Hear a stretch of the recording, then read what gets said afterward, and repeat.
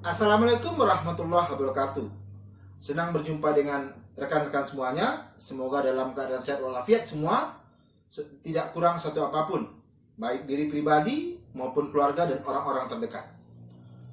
Beberapa hari ini kita memang mendengar adanya peristiwa mengenai persengketaan atas merek terkait dengan salah satu restoran yang cukup dikenal.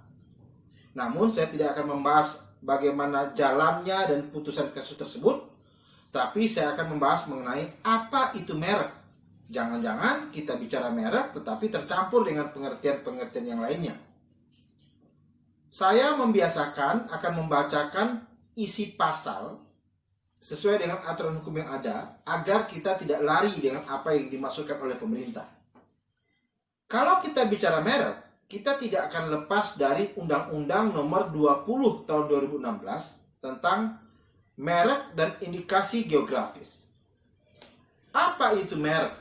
Kita lihat di dalam pasal 1 ayat 1 Undang-Undang Nomor 20 Tahun 2016. Merek adalah tanda yang dapat ditampilkan secara grafis berupa gambar, logo, nama, kata, huruf, angka, susunan warna dalam bentuk 2 dimensi dan atau 3 dimensi, suara, hologram, atau kombinasi dari 2 atau lebih unsur tersebut untuk membedakan barang dan atau jasa yang diproduksi oleh orang atau badan hukum dalam kegiatan perdagangan barang dan atau jasa.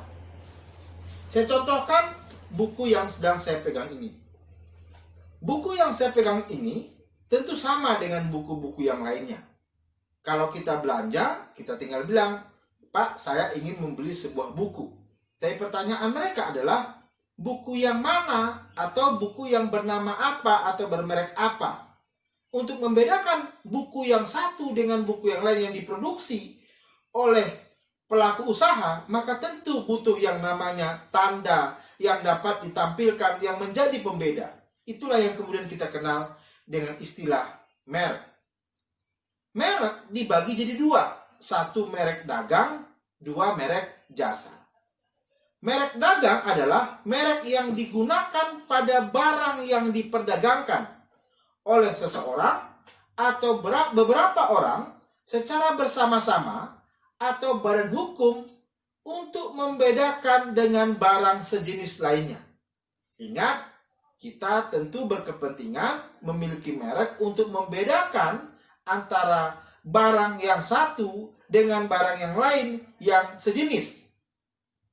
Yang kedua, merek tidak hanya dikenakan pada atau dilekatkan pada benda atau barang saja, tetapi juga pada jasa.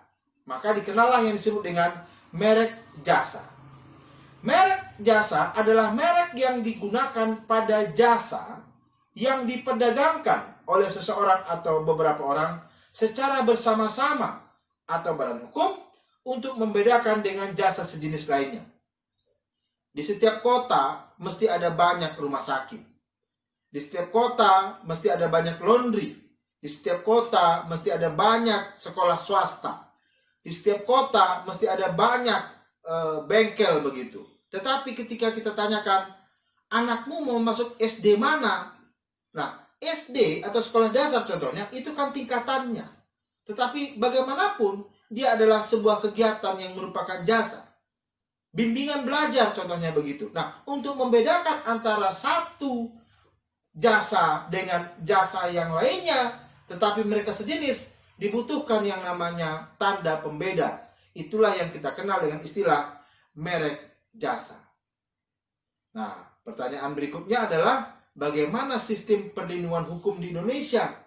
Apakah seseorang yang kemudian sudah memulai usaha memperdagangkan barang atau melakukan jasa sudah bertahun-tahun, lalu kemudian anggaplah dia lalai mendaftarkan sebuah mereknya, lalu ada orang lain yang kemudian dia mendaftarkan lebih dahulu. Pertanyaannya, mana yang kemudian dilindungi oleh negara? Kita menganut unsur pendaftar pertama. Jadi siapa saja yang telah melakukan pendaftaran sesuai dengan aturan hukumnya, maka pada dirinya akan diberikan perlindungan hukum.